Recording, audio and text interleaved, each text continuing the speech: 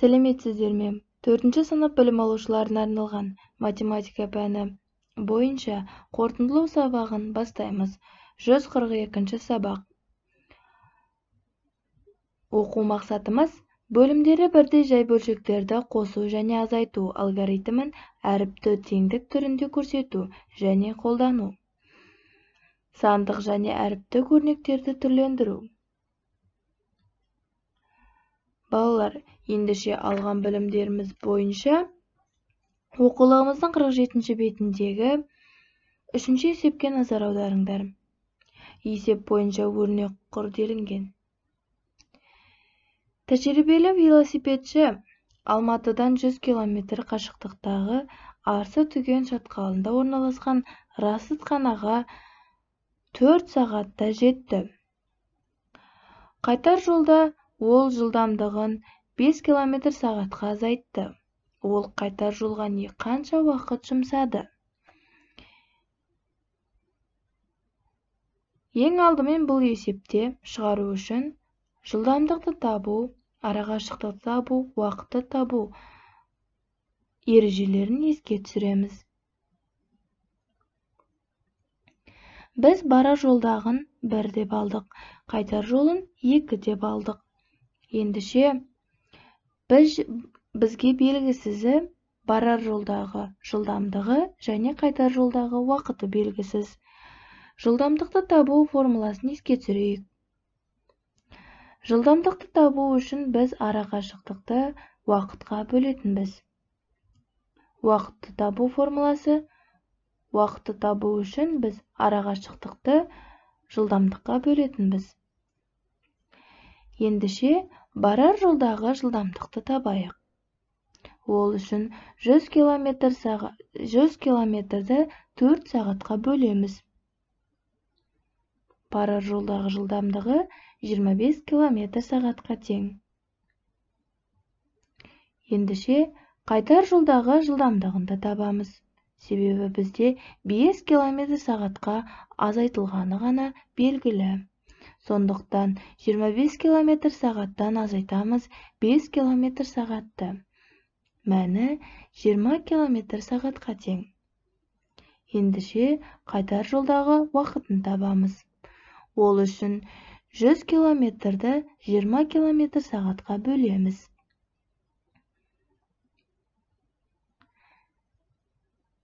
Қайтар жолдағы уақыты 5 сағат.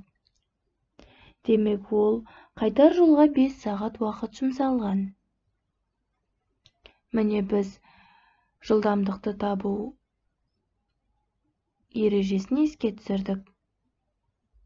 Және есепті сол бойынша шығарып мәнін таптық. Ендеше оқулығымыздың 47-ші бетіндегі 5-ші тапсырмаға назар аударыңдар. Қатесін түзеп, өрнектің мәнін есепте. Бұл өрнекте бізде қай жерінде қате бар?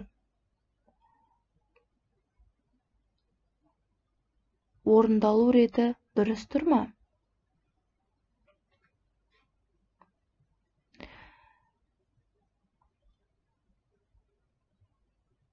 Бұл өрнекте ең алдымен жақша ішіндегі өрнектер орындалады. Және де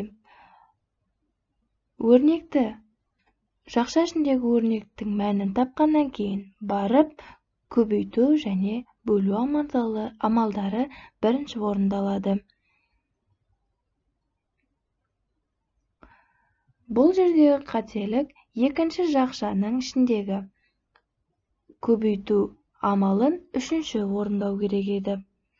Одан кейін барып жақшаның ішіндегі мәндері шыққаннан кейін көбейту амалы орындалады. Мына орындалу реті бойынша өрнектің мәнін есептеңдер. Ендеше оқулығымыздың 48-ші бетіндегі 8-ші есепке назар аударыңдар. Сызба бойынша өрнек құр және ондағы амалдардың орындалу ретін белгіле. Өрнектің мәнін тап делінген.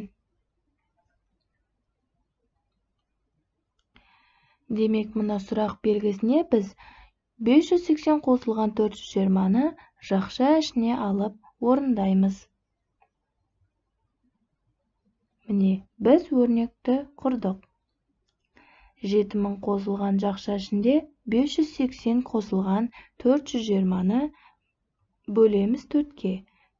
Оның мәнін көбейтеміз 57-ге. Ендеше орындалу реті бойынша есептің мәнін табайық. Ең алдымен жақшаның іші орындалады. 7000 қосылған 1000 бөлінген 4 көбейтілген 57. Бұл өрнекте ең алдымен көбейту және бөлу амалы орындалады. Ең алдымен бөлеміз, одан кейін көбейтеміз. 1000-ды 4-ке бөлгенде 250 шығады. Ал 250 мен 57-нің көбейтіндісінің мәні 14250-ге тең. Енді қосу амалы орындалады. 7000 қосылған 14250, мәні 21250-ге тең.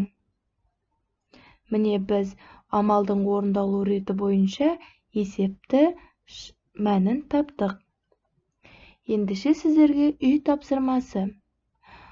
Оқулығымыздың 50-ші және 51-ші бетіндегі 143-ші сабақ. Өзіңді тексер.